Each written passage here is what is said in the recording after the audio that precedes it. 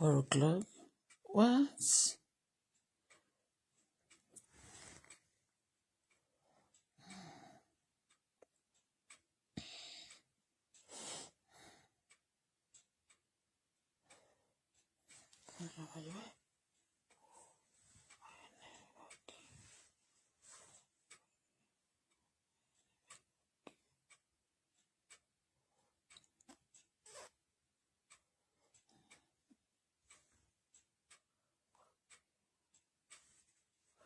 Fuck you, my enemy. Fuck you.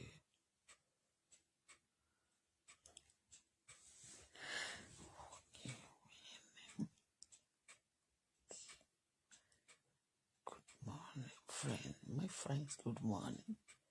My enemy. My friends, good morning. My enemy, fuck you.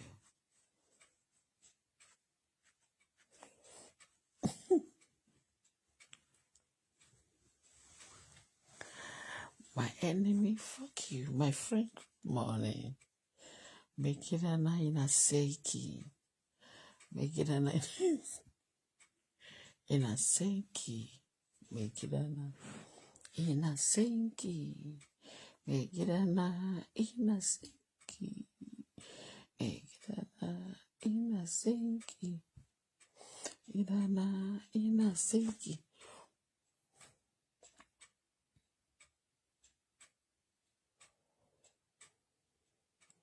Trust your night is good. We are seeing the nights here in Canada. This is 4 o'clock. Okay, just 4 o'clock. 4 after 4.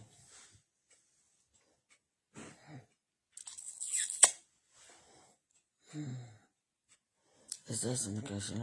Good morning. My friend, good morning. My enemy, fuck you. My enemy, fuck you. Make it a night in a seiki. In a kwana. In a gejia. Ya jiki. Yeah. I feel like yeah. Look at my skin. Mi ní cream ọmọ látijọ́ mi ní cream tí mo ń lò.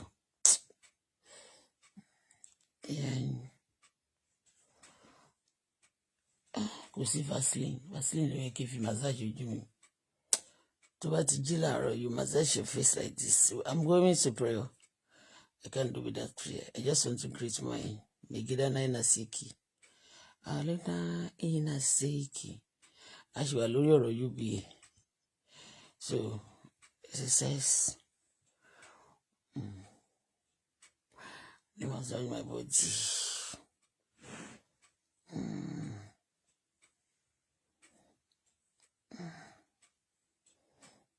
Ọkọ mi ló yẹ kó máa ṣe kíní fún mi sí, kébì náà máa ṣe kíní yẹn fún. Ọkọ mi ló yẹ kó máa ṣe fún mi sí. Àwọn èèyàn ti dààmú gan. Heavenly Father, Bola, say thank you this morning. I worship you, Lord, because you're God. On behalf of my daughter, I say thank you for this morning. On behalf of my darling husband, I say thank you. On behalf of my well-wishers all over the world, I say thank you. Even for the crazy ones this morning, I say thank you, Lord. For you are going to make them crazy more. Their head will be touching. Those ones that they are already crazy, that are angry with me. Thank you because you are going to fuck them up. Thank you, Lord, because you always answer my prayer. Ọlọ́run ẹ ṣé. Láti bí ọjọ́ mélòó kan láràárọ̀ tá a bá fẹ́ gbàdúrà a kì í gbójú jáde. Kò ń ṣe pé Ọlọ́run bójú wa jẹ́. Ọlọ́run ẹ ṣé tẹ́ bójú wa jẹ́. Ọlọ́run mo dúpẹ́ tẹ́ bójú Súlẹ̀ Àlámàláíkà jẹ́, bójú Wàsíù jẹ́. Ọlọ́run ẹ ṣé o. Tẹ́ bójú àwọn ọ̀tá mi jẹ́. Ọ̀tá orí Facebook, gbogbo àwọn tó gbógun tì mí tó lọ Nàìjíríà, gbogbo wọn ló ní problem. Àwọn tó wà lórílẹ̀‐èdè Nàìjíríà náà tó gbógun tì mí. Gbogbo pátá ní ìjọba gbógun tì, epo wọn, gbogbo ẹ̀wọ̀n. àwọn èèyàn gan tó sọ pé ilé wa ò dùn, wọn kọ́lé wọn ra lẹ̀ wọn lọ lóyìnbó.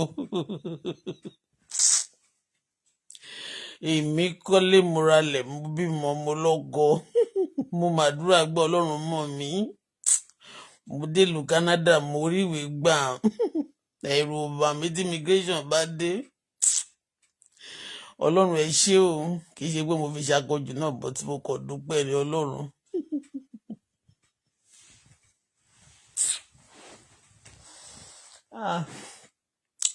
Ọlọ́run mo dúpẹ́ tẹ́ ẹ ṣe mí lọ́rẹ̀ẹ́ hunch puppy. Ọlọ́run mo dúpẹ́ nílùú rẹ̀ jáná wọn lè kà mí máwọn àjálẹ̀ group alájálẹ̀ connection. Wọ́n ti pààyàn gbogbo wọn, iṣẹ́ ọwọ́ wọn ò jẹ́ kọ́kọ́ wọn balẹ̀ nílé àti lóko. bẹ́ẹ̀ ni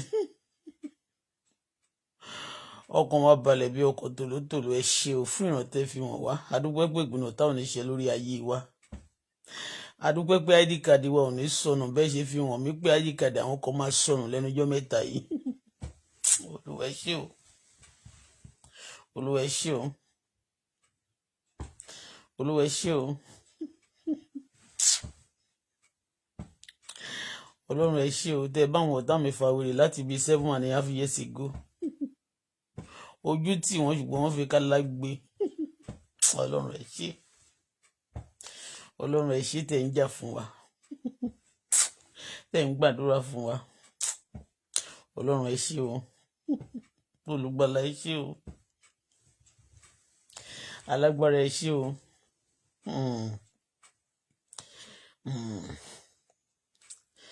ẹ ṣé bàbá mi, Ọlọ́run ẹ ṣé. Thank you Father for this wonderful morning. Ọlọ́run ẹ ṣé, ẹ bójú mi jẹ́ má jù bàjẹ́ o. Ọlọ́run ẹ ṣé o. ìyàwó ẹlòmíì mẹ́ríkẹ́ ló fi gbéra o. Olúwa ẹ ṣé o, tẹ fún mi lọ́kọ tó mọṣẹ́ ṣe tí ò ṣe jìbìtì o. ẹ ṣé o, ọjọ́ tí mo ti rìn láyé mi báwọn oníjìbìtì ṣeré, they always working. àgbàtà pàdé àwọn tó kó ṣàwòrò ìdẹ dání, tó ń jalè kiri, tó ń pọmọlẹ́mu lẹ́kún, tó máa ń fẹ́ sọlé ọlá dáhoro, àwọn àwòdì jẹun èpè sanra. Ọlọ́run ẹ ṣé o, gbogbo ẹ ti yé yín o. ẹ ṣé bàbá. Thank you Father, thank you Lord, thank you Holy Spirit. thank you King of Kings. fìlà tí mo fi dérí ìgan yàláyẹ ẹlòmíì ò ní sílé. Ọlọ́run ẹ ṣé o. ọ̀rọ̀ tí mo jí láàárọ̀ kùtù tí mo sọ èyí tí mo jí the hours tí mo fi sùn, èmi fúnra mi mo rèkọ́ọ̀dù ara mi kí n ba lè mọ bí mo ṣe snore sí. sound sleep ló máa ń jẹ́ kí èèyàn snoring. Àsùnláyọ̀ ẹ ṣé bàbá, ó lè jọ bí ẹ̀fẹ̀. You are God, ọpẹ́lọpẹ́ rẹ ẹ lè jẹ́ ká sùn láyọ̀, tá jí láyọ̀ àtàlàáfíà. mo dúpẹ́ tẹ́ bójú mi jẹ́. kò sí fítà mọ́, a lè gbéjú síta. àwọn ẹlòmíì báyìí wọ́n gbójú síta wọn ni ṣé náà yọrí fèsì dábàá àbí náà wetin happen. àwọn dáàdì kan gbójú síta. ẹ ṣé Ọlọ́run tẹ́ bójú mi jẹ́. ó ṣé Ọlọ́run ò bójú mi jẹ́, ò fi táàgì sí mi lọ́rùn. Thank you Father for this wonderful morning. I'm just joking, Daddy, you know. I'm just appreciating you for everything you have done. Appreciate you, Lord. Today is Wednesday, 5th. mo sọ fún wa pé tá a bá san owó iná $130. Today is going to be the last day. Thank you, Lord, because we paid yesterday. Ọlọ́run ẹ ṣé o, bàbá ẹ ṣé o, fún gbogbo àwọn èèyàn pàtàkì tí ẹ lò fún mi ní gbogbo ọ̀nà tí ọ̀tá fẹ́ máa rò pé wọ́n fẹ́ yọ wá lẹ́nu. àákàn yọ wọ́n lẹ́nu nígbà tí wọ́n bá ti rí pé wọ́n fẹ́ yọ wá lẹ́nu, wọ́n fẹ́ fi yọ wá lẹ́nu, àákàn fi yọ wọ́n lẹ́nu ni. a sọ fún Ọlọ́run o, ẹni bá gbé òòlù lórí àkáǹtì mi tí mi ìdẹ jalè, àwọn tó kówó Nàìjíríà jẹ wọn gbé òòlù lórí àkáǹtì wọn, àwọn tó ń gbẹrù ẹlẹ́rù, àwọn olè tó ń rìn kiri ìgboro tó ń ṣe tẹrọsì wọn gbé òòlù lórí àkáǹtì wọn, àwọn tó wó ńláńlá wà lákáǹtì wọn tó ń fi oríṣiríṣi mọ́tò ńláńlá wọn gbé òòlù sórí àkáǹtì wọn, àkáǹtì tí ó sí owó ń bẹ ni wọ́n tún gbé òòlù sí. Ẹ mọ̀ pé wọ́n ti mọ̀ pé we are bigger than them despite wọ́n fi pépà jẹ wá níyà. Ọlọ́run ẹ ṣé gan ni o. Thank you, Father, this morning. Shade cannot say enough thanks. I cannot say enough. Thank you, Father. Ẹ bá mi jọ̀wọ́ sókè kẹ́ dúpẹ́ fún Ọlọ́run fún mi. Ọlọ́run ẹ ṣé. Ọlọ́run ẹ ṣé. Ọlọ́run ẹ ṣé. Ọlọ́run ẹ ṣé. Ọlọ́run ẹ ṣé. Ọlọ́run ẹ ṣé. Ọlọ́run ẹ ṣé. Ọlọ́run ẹ ṣé. Ọlọ́run ẹ ṣé. Thank you, Lord, because you are going to fuck up my enemy up. Thank you, Father. This morning, I worship you, Lord. I give you praise. Ọlọ́run ẹ ṣé. Tẹ́ ṣe wá ní ọ̀rẹ́ àwọn jàgùdà pálí. Tó jẹ́ pé ìwà àwọn jàgùdà pálí ó rùn sí wa gan ni. Ọlọ́run ẹ ṣé. Ẹ ṣe wá ní ọ̀rẹ́ àwọn apààyàn. À ń say no to killing ni. Ọlọ́run ẹ ṣé. Tẹ́ jẹ́ kó ka èmi àtọmọ àtàwọn olólùfẹ́ mi mọ́ àwọn apààyàn. Ọlọ́run ẹ ṣé o. Ọlọ́run ẹ ṣé o. Ọlọ́run ẹ ṣé o. Ọlọ́run ẹ ṣé o. Ọlọ́run ẹ ṣé o. Àwọn èèyàn tó sọ pé àlówó lọ́wọ́, owó ilé oṣù yìí àti bíìlì mi every month ń sí ó kàn increase nítorí pé Ọlọ́run kan fẹ́ promote mi $3,000. Àwọn tó dẹ̀ ń bú mi wọn ò tiẹ̀ ní 3,000 naira lọ́wọ́. Ẹ ṣé bàbá. Ọlọ́run ẹ ṣé. Bàbá ẹ ṣé. Olùgbàlà ẹ ṣé. Agbára mi kọ́. Agbára Ọlọ́run ni. Agbára mi kọ́. Agbára Ọlọ́run ni o. Wíwà láyé mi lò ní o. Agbára mi kọ́ o. Ọlọ́run ẹ ṣé o. Tí mo tiẹ̀ wá síbí tó ń fún mi ní credit card. Mo fẹ́ gba credit. Mo worthy of collecting and taking it. Father, Lord, I give you praise. The land that it doesn't belong to my daddy, but you are my heavenly Father that owns every land. Anyway, Daddy, I say thank you this morning. I'm referring to my biological father. He's not born in Canada, but you brought me here for me to be favored. It's a favor. Some people who are bigger than me, Papa, have position more than me. They are fighting me secretly. They cannot bring their face. It's not me that they are afraid. Though. They are afraid God, Almighty God, that is in us. And they know that the Lord is going to catch them if they should do it boldly. All my enemies are hiding and sick. Thank you for making all my enemy hiding and sick. Thank you, Daddy. You make all my enemy hiding and sick. Thank you for that. Thank you for my wonderful daughter. Thank you for my making her now, Lord. Thank you for all the children of making her now. Thank you, Lord, for the land of Canada. Thank you, Lord. Some of the hush puppy friends, they have sent some children to this place to come and give us poison. But you didn't allow them. And I'm not the one that said they should go and be stealing from America. They stole money from America. And American police and FBI looking for them. No one feel me. She alone there, but you me get can you me. If you young one lonely, I want lonely one big man for nothing. Any big man that is stealing is a big for nothing, big fool. They stealing. Ọlọ́run ẹ ṣé tẹ́ bójú mi jẹ́. Ìyọjọ́ àwọn èèyàn má bàjẹ́ o. Olúwa ẹ ṣé o. Thank you, Lord. Ìbá tún rọrí Olúwa ilé àṣìlẹ̀ àmọ́. Thank you enough. Thank you, Father, for this morning. I appreciate you. Mo dúpẹ́ o. Ọlọ́run tó bójú mi jẹ́. Thank you, Lord.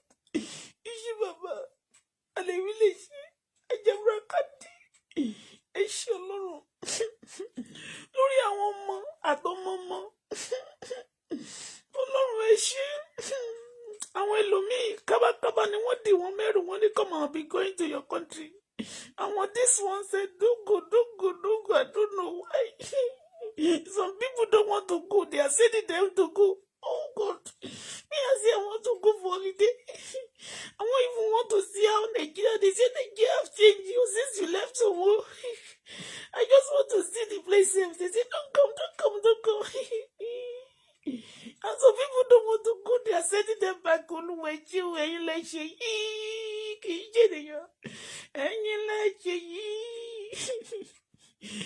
ẹ̀yin lẹ ṣe yìí o dádì mi ayérayé ọlọ́run ìyanu ẹ̀yin lẹ ṣe yìí o aṣọ náà píjámàsì wọ́n máa ń wọnà nàìjíríà pàtì ẹ̀yin lẹ ṣe yìí sẹ́tìkì lọ wọ́n tẹ́ ṣe fún mi tí mi ò appreciate ẹ̀ o. Some people have been in Canada for 30 years. They are not sleeping on this type of bed. Oh, ẹ̀yin lẹ ṣe yìí o. Ìgbà tó dé ọ̀rọ̀ mi gídá náà ẹ̀yin lẹ fún mi ní mi gídá náà o. Ẹ̀yin lẹ ṣe yìí o. Ayérayé ọlọ́run ìyanu. Ẹ̀yin lẹ ṣe yìí o. Mi ti borí. Àwọn àkáǹtì tó lówó wọn ò fi òdù sórí wọn. Èyí tí ò sówó náà ni wọ́n tún fi òdù sí. Ẹ̀rí pàwọn ènìyàn ti ṣe wèrè ní ẹ̀yin lẹ ṣe yìí. Ẹ̀yin lẹ ṣe yìí o. Ayérayé ọlọ́run ìyanu. Ẹ̀yin lẹ ṣe yìí o. Some people came under my platform. They said, you say Wasiu have Ajale. Where is the Ajale now? Some people are crazy. They forget that Wasiu is even bigger than the whole Nigeria. The other day, he showed it to the one that he bigger than even president. He call him by his name. And he's using all for him. They are saying that me, that I'm not even president, I've not been even councillor before. They say Wasiu should be investigated. Who is going to investigate all the Ajale people? Nobody. They are bigger than the law. It is you. You can't be grace to be talking about that man. Some of them, they're looking like this, but they cannot talk. Nobody or anybody, they don't want, they cannot. But the grace is in me that you have granted unto me. That the righteous shall be born like a lion. It is you that is in me, the hope of glory. The God has just seen that this said is bigger than this one. You are God. Thank you, Father. I can thank you, Lord. I can thank you, Lord. Thank you, Lord, this morning. Oh, Boju me, Lord. Thank you for the children you are giving unto me, the one they used to beating me. Tí ọmọ yẹn ò bá lọ school ní Ìjẹ̀bú, kò ní ní problem tó ní yẹn. Ṣùgbọ́n going to Ìjẹ̀bú to go to Osun. It's not by mistake because you didn't allow them to give him the admission. I work it with my leg. I use long leg then that I have connection. I know somebody who know vice chancellor in that Osun. That's why I called them. I said, please, my son want to enter Osun by fire by force. Already God said, don't let him go to Osun. They are going to turn him to against you. They are going to use him because a lot of children that go to the school, they're using them against their parents. If they cannot kill their parents, they will kill their stepfather. They will kill whoever. But Lord, Ashishi Oni Master, Ashishi Oni Mistake, I just say thank you for everything this morning. Wednesday, on the 5th, it is you. I slept yesterday. All the people, some people even don't talk yesterday. They slept, they could not wake up. Some people who heard my story yesterday, no. It's the people who do actually when you come, you are not shut up in your mouth. We have to shut up now. Still, yes, some of them will say, oh, they need G. Mo tún sùn láyọ̀, mo jí láyọ̀, mo fúngo fọ́lùwà. Thank you, Lord. Thank you, Lord. Thank you, Lord.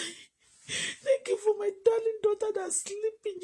Now, Mama said, let's come and pray. And she will come out and pray with me in my room. She will leave her room and come to my room. Thank you, Lord, because you me told you, no. Me ko. No. Thank you, Lord. Thank you, Daddy. Thank you for the wonderful land of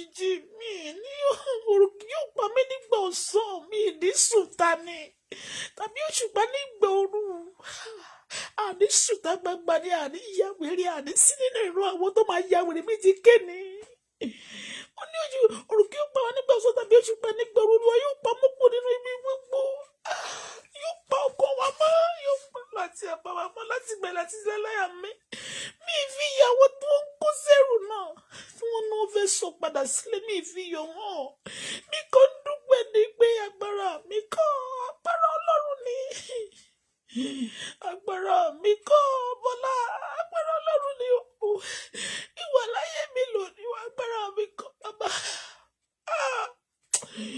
ẹ ń kọrin fún ẹ̀dẹ́dì láàárọ̀ yìí ó tó mi o Ọlọ́run Bọ́lá Fọláṣadé tó mi ó tóbi o Ọlọ́run Sẹ́rà tóbi Olúwa ní bí Ayọ̀mídé Olútẹ́fẹ̀rẹ̀ mẹ́kùn tí tóbi rẹ̀ kò má láfiwé o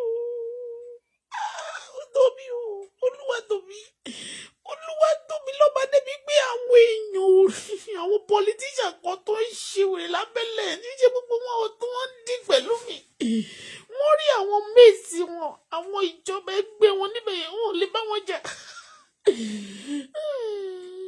They come and be dojú ìjà kọ mí because they are wifeless. Even some of them don't bá gbéyàwó sílẹ̀ pàápàá. It's not their wife. Gbígbé kọ́ máa jíyàwó níyàwó gbé kiri. They don't know meaning of wife. They don't know meaning of women. They don't know that women are very precious. Especially good women. It's good women like me. Good and beautiful hearts with beautiful body, Papa. I never change my color. I'm bright, like I'm proud. I never change my color. The what Lord for me, I never change it. Thank you, Lord. I worship you. I worship you. Bí mo ṣe rọra kùn sí tí mi ò pariwo. Àwọn níbọ̀ náà tó bá ní àdúrà máa yọ wọn lẹ́nu. Kábíyèsí. Mi ẹ wá sọ mi di pépè tí mo ń pépè wọn lójú wọn. Báwọn sì ń bẹ ara ṣàǹtà wọn, ara máa ta wọn, ara máa jó wọn, ara máa ta wọn, ara máa jó wọn kí lè dà sí wọn lára Ọlọ́run. Ọlọ́run ẹ ṣé. Ara ta wọn. Mi mọ nǹkan tí mo ṣe fún wọn ṣùgbọ́n mo ti mọ̀ pé ẹ̀yin lẹ ń ṣe kì í ṣe èèyàn. Ẹ jẹ́ kójú ta wọ́n ṣàràṣàrà lójú ọ̀tá mi. Tó ń wọ́n mi tí kàtẹ́ gbé ṣe Ọlọ́run. Ṣé lórí Mègídá ni mo fẹ́ sọ ni? Tàbá ti sọ sórí kan mọ́ inú wọn máa dùn. Ìgbà míì a máa gbé fún wọn, gbé sí wọn létí gbé ewu wa bá yá àrówó jẹ wọn fẹ́ wo àkáǹtì wa ká yọ $70 ká yọ 30 or 40 nínú $70 inú wọn kí ni wọn bá lè dùn sí ẹ̀tọ́ inú wọn ò dùn.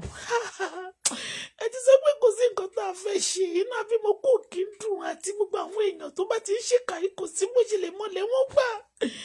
Mo fojoojúmọ́ dọ̀bálẹ̀ fábínú ẹni kò ní kó má rojú ẹlẹ́yìn. Wọ́n bù látẹ̀dí di ọ̀la mẹ́wàá ogórí ẹ̀ fún wọn wọn nípa satisfy because already they lost their brain already they are crazy. It's not me, it's them. They are wrong. Something is wrong with them. It's not me that something is wrong with. But I don't know why people that things are wrong with like that are so many in this world. They be coming out like a colo. La don't die, don't die your seat. Okay, you to give up quick. They call themselves quick. They be going around not sleeping. I slept here now. On my bed, I lay nice. I wash my bed sheets. I bath myself and I sleep. I put on my pajamas once in a while. And I sleep on my bed. Me, you wrote anything. But they cannot sleep in their home. Before you wake up, they will distribute themselves around your platform for you to see them. No peace with them. No jebe. Buju wanje. Bayo wanje. Boko wanje. Best me one lower. And you need kitchen here.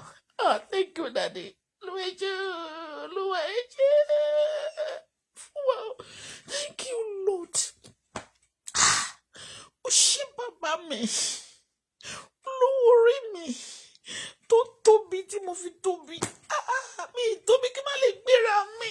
Mo níkùn, mo nídìí, mo lẹ́nu, mo lẹ́rẹ̀kẹ́, mo lójú tó fine, mo lẹ́sẹ̀ tó straight. Thank you, Lord. Ó ṣé bàbá mi. Ó ṣé bàbá mi. Ẹlòmíì. Ó ṣé Ọlọ́run mi. Ó ṣé Ọlọ́run mi tẹ́ jẹ́ kí n kùtà láyé. Ẹ̀ẹ́dẹ̀ ní kí n kùtà. Ó ṣé Ọlọ́run. Ìgbà tó ló gbogbo tí wọ́n gan àwọn náà wọṣọ. Tí wọ́n wọ aṣọ tó pọ̀ lórí oríṣiríṣi. Bóyá mi ti mọ̀ táwọn kòrá ṣe. Táwọn India ṣe. Táwọn China ṣe. Kò sí. Wọ́n mọ̀ wọ ti Nàìjíríà náà. Wọ́n náà nú wọn dùnú. Àwọn ló tún bànújẹ́ mi ìrírú ẹ̀rí láyé. Ẹ ṣé Ọlọ́run. Ẹ ṣé Ọlọ́run. Ikọ́ pọ̀ níjẹ́ yóò ní mo dúpọ̀ lọ́wọ́ tó bójú mi jẹ lójú ẹ̀tọ́ lọ́wọ́ bàjẹ́ gbogbo àgbáyé pé ó jalè. Ó jalè olólọ́wọ́ bójú jẹ́. Ojú mi lè bàjẹ́. Ẹ ṣé Ọlọ́run. Wọ́n fẹ́ sẹ́ǹtì wá sínú gbọ́ Ọlọ́run sẹ́ǹdì wá lọ sí ìgboro. We step on Ottawa. Àti orí ọ̀tá mọ́lẹ̀ Ọlọ́run ní go to Ottawa. Ó láwọn ọ̀tá ẹ̀gọ́ wà nílùú Ọ̀tà. Ó ní ṣùgbọ́n lọ tẹ orí ọ̀tá wa mọ́lẹ̀. Kọ́ tẹ orí ọ̀tá wa tó bá ti tẹ ọ̀tá wa. Ó láwọn ọ̀tá ẹ̀ ó tẹ wọ́n mọ́lẹ̀. Ọmọ kan tí mo ṣe wọ́n ní, hey, why do you leave that place and go to that place? Wọ́n ní we know that ọ̀tá wa. Ṣùgbọ́n wọ́n ní ká tẹ orí ọ̀tá wa. Ká má lè tẹ ọ̀tá mọ́lẹ̀. Yẹ́rí ká pásátà yàrá. Thank you, Lord. Olúwa ṣé. Mami ṣé. Thank you, Lord. Gbogbo àwọn tó wò mí báyìí nù. Ẹ ṣé lórí wọn wà táwọn tó yín mú. Ẹ ṣé o tí kòkòrò ń yọ lẹ́nu nímú. Ẹ ṣé. Thank you, Lord. Thank you, Daddy. Thank you, Lord. Olúwa ṣé. Olúwa ṣé. Olúwa ṣé. Ọlọ́run tó máa ń mú ìrìn àjò tó máa ní kò ní lè dé mọ́. Tó dẹ̀ tún máa mú un lọ síbi tí wọ́n ní kò ní lè dé mọ́. Ọlọ́run tó máa ń ṣe ohun tí ẹnikẹ́ni kò ní lè ṣe fún. Ọlọ́run tó jẹ́ kí a máa rí ènìyàn ká máa mọ ènìyàn ṣùgbọ́n tí a kò gbẹ́kẹ̀lé ènìyàn. Tó ní ègbé nífẹ̀ẹ́ni tó bá ti fi ọmọ ènìyàn ṣe ìgbẹ́kẹ̀lé rẹ̀. Àwa ò sùn. Ẹni tó bá gbẹ́kẹ̀lé ènìyàn ní àwọn tí ò tiẹ̀ ní gbàdúrà. Àwa gbà lọ́sàn àti lóru. A máa ní Ọlọ́run ẹ̀yin la gbójúlé o. Bẹ́ẹ̀ ni a sọ pé amúlágbájá àmọ́ tí àmọ̀dí tá a bá fẹ́ sanwó lé ohun tá a bá ní lọ́wọ́ la máa plan fún àti tá a bá lè ṣe láti rówó. A ní sọ pé a ní ènìyàn kan lókè tá a máa sọ pé a fẹ́ pè ìyà ò ní jẹ wọ́n. Ọlọ́run ní òun fìyà jẹ ẹ̀dá tó bá ti gbẹ́kẹ̀lé. Ọlọ́run ẹ̀yin náà la sì gbẹ́kẹ̀lé ojú òsì ní tiwa láéláé. Ẹ̀yin ni ẹ fi òpè dààmú ọlọ́gbọ́n. Wọ́n rò pé wọ́n gbé wọn ṣèkà fún wọn. Eventually they are haunting themselves, exposing themselves. They are so crazy, you say relax. Orí wọn kàn ń dàrú ni. Ètò orí ẹ̀ dẹ̀ ń dàrú tó ń bínú yẹn. Orí ẹ̀ máa tó dàrú sí tí ò bá ṣọ́ra orí ẹ̀yìn á jábọ́ fún.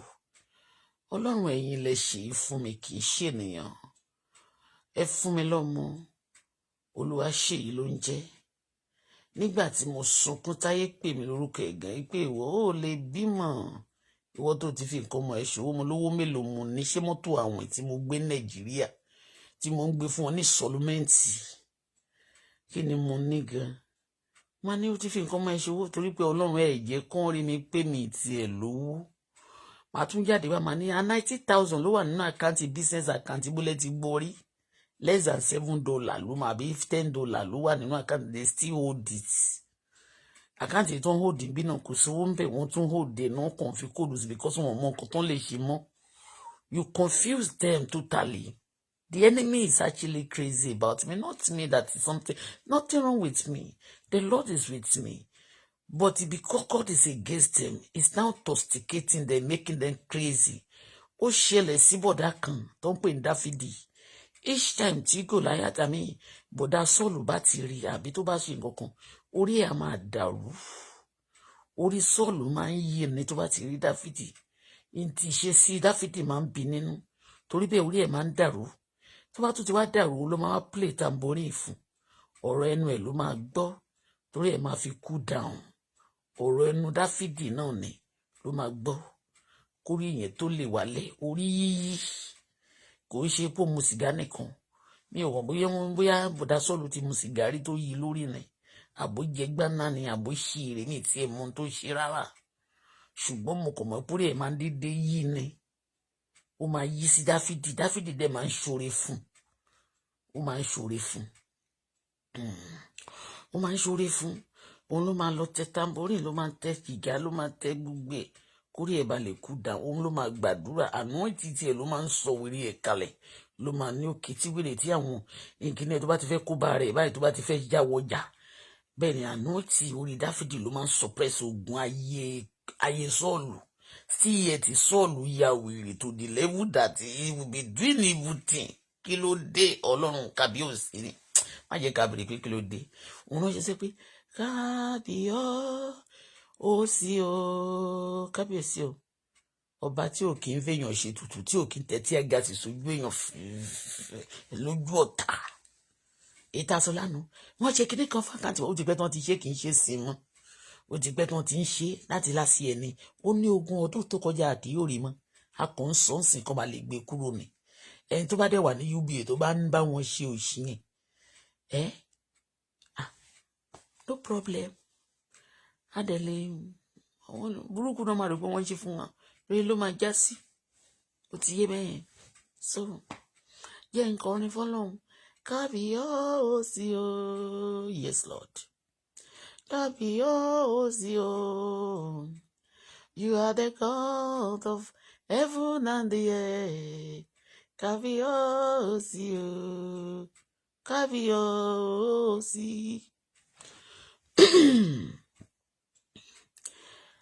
Rent and celebrate. Kábíyèsí o. Yes, Lord. Kábíyèsí o. You are the God of heaven and the earth. Kábíyèsí o. Àwọn èèyàn máa ti rẹ̀ ní ìmọ̀ àdíjú látẹ̀kọ́ máa lẹ́sẹ̀. Àwọn èèyàn tó rẹ̀ sí mi. Alhamdulillah o. Adúpẹ́ fọlọ́run. You are the God of heaven and the earth. Kábíyèsí o. Kábíyèsí. Ṣé o? Àwọn ṣe. Thank you, Father. Àwọn ẹlòmíì tí ò tí ì tó mi lọ́jọ́ mi fi yọ wọ́n náà ṣùgbọ́n mo tún lè fi yọ wọ́n.